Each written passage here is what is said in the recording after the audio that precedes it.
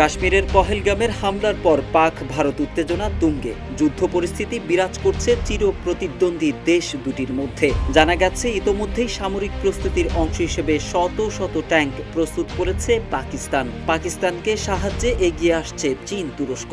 ওইদিকে বসে নেই ভারতও, তারাও নিচ্ছে যুদ্ধের প্রস্তুতি। এই পরিস্থিতির মধ্যেই মুক্তি পেতে যাচ্ছেন পিটিআই নেতা ইমরান খান। দিন যতই যাচ্ছে পাক ভারত সংঘাত ততই এগিয়ে আসছে। অবস্থা দৃষ্টে মনে হচ্ছে এবার কোনো পক্ষই এক চুলো ছাড় দিতে নারাজ। এদিকে ডন জানিয়েছে পাকিস্তানের এমন জাতীয় ইস্যু এবং যুদ্ধ পরিস্থিতিতে কারাবন্দী সাবেক প্রধানমন্ত্রী ইমরান খানকে মুক্তি দেওয়ার দাবি করেছে প্রধান বিরোধী দল পিটিআই। এছাড়া ইমরানকে রেখে সর্বদলীয় বৈঠক আয়োজনের দাবিও জানিয়েছে দলটি।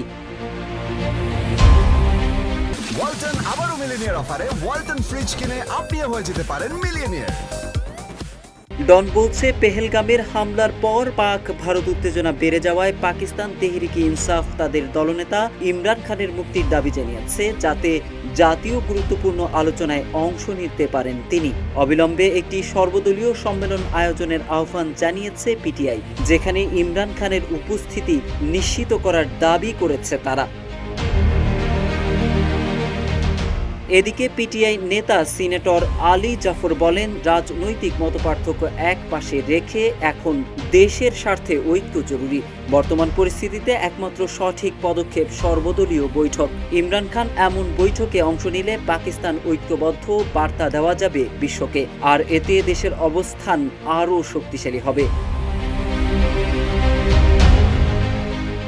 আলী জাফর নরেন্দ্র মোদীর সরকারকে নাৎসি মানসিকতার সঙ্গে তুলনা করে বলেন, ভারত মিথ্যা অভিযোগকে পাকিস্তানকে দোষারোপ করছে। এদিকে আরেক পিটিআই নেতা শিবলি ফারাজ ইমরান খানকে টেলিভিশনে বক্তব্য দেওয়ার সুযোগ দিতে আহ্বান জানিয়েছেন। তিনি বলেন, যাতে ইমরান খান জনগণকে মিনারি পাকিস্তানে জমায়েত হওয়ার এবং ভারত সীমান্তে পদযাত্রার ডাক দিতে পারেন।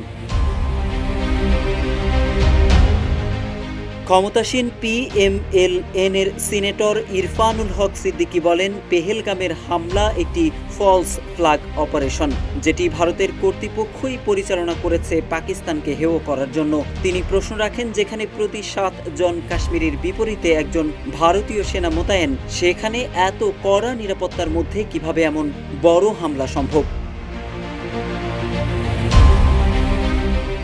সম্প্রতি জম্মু কাশ্মীরের পেহেলগামে ভয়াবহ সন্ত্রাসী হামলায় 26 জন নিহত হয়েছেন।